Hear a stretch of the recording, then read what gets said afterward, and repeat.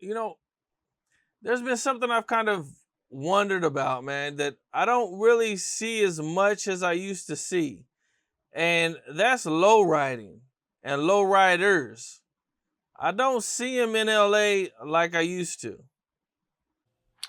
I've noticed the same thing, and I believe it's a culture that just hasn't transcended to the newer generations. It's not picking up in the rates equivalent to previous generations. And at least amongst the blacks, I believe it's something that is going to become very niche or extinct within the next couple of decades. You Mm. know, the lowriding culture appreciates old classic in the process of restoration and building. The new generation is on foreign, digital, pre-built. It's a whole nother interest when it comes to vehicles. Man. There's so many versions of things that we appreciate that are no longer appreciated by our people that have come after us. It's like sometimes we just have to appreciate the moment and the things that we appreciate and realize the next generation don't give a about it. There are a lot of things that are going that way. Yeah, I've noticed, man.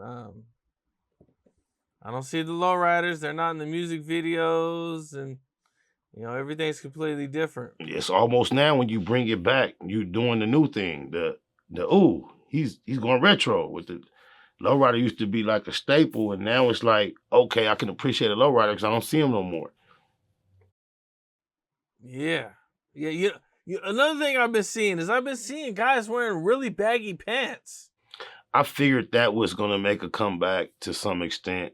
Um, I'm not surprised. But I also am aware that when we see clips from the '70s and shit, they was wearing tight shit. So it just reminds you of the cycle. Tight shit was so much the thing that it's rumored that even preachers used to wear specifically tight pants and stuff it to attract females in the fucking congregation.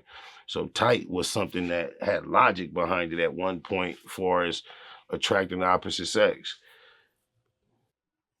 Damn. Just think Shit, man. Marvin Gaye or any of that like if they weren't naturally endowed, just think the motivation to overcompensate there if you're on stage being a sex symbol. Yeah. But so if you could understand it in a Marvin Gaye type, just think how many preachers, even though we didn't think about it, was under the same shit. They trying to fuck everything in the congregation.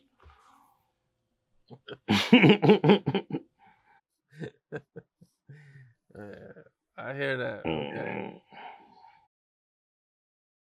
Yeah, I mean, growing up, man, tight clothes were just like such a no-no that it was like kind of when the shift happened, it was just kind of hard to really like wrap your head around it. Like, what the is going It on? was Like, so hard for this me shit is because it crazy. came almost simultaneously with the Mohawk, and it was all happening at once. It was like, what the are they going through? They probably should took one element at a time.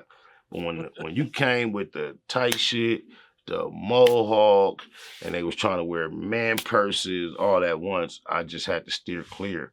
I remember being in a room at one of my children's school events, and I realized I was the only person in the room that looked like I got my shit at the swap meet. I had the plaid shirt, the box square baggy look, and at that point, I finally started trying to conform to some of the more current styles myself. But I was stuck in that old shit. I was like one of the last niggas to get about that just regular old West Coast LA style.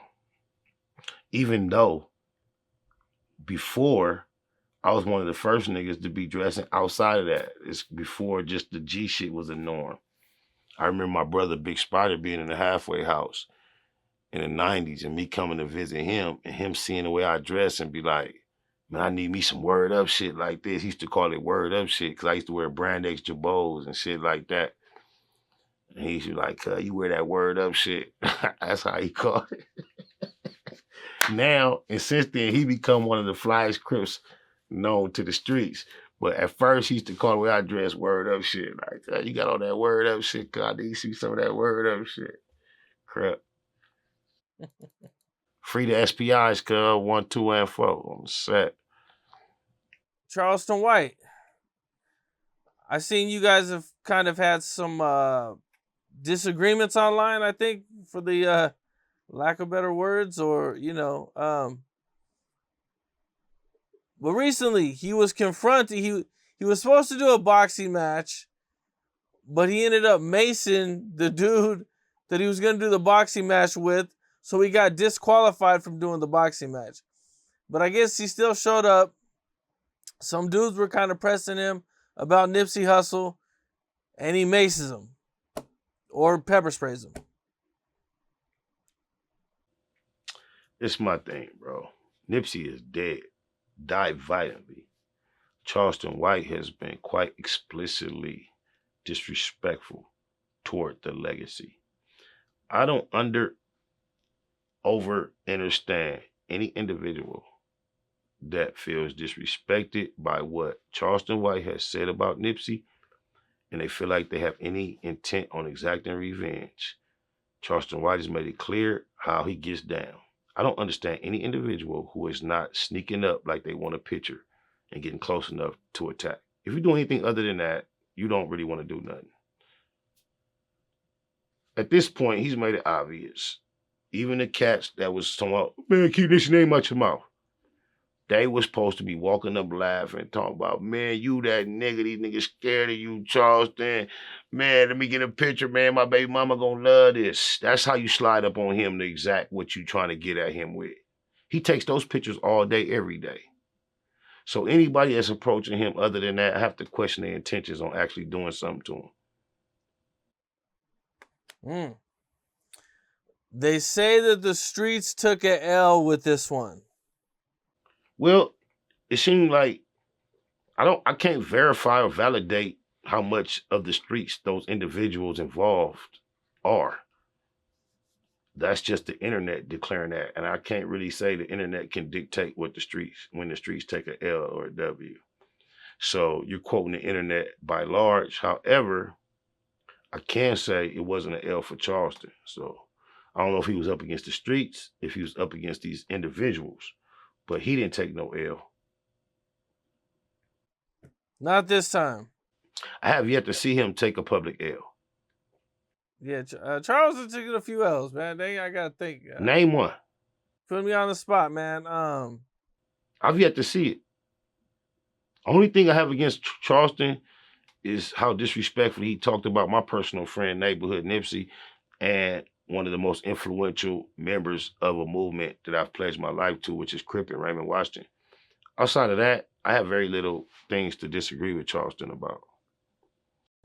What's up? This is Cam Capone. We got more content like this coming soon, so hit that like button, subscribe, and stay locked in to Cam Capone News.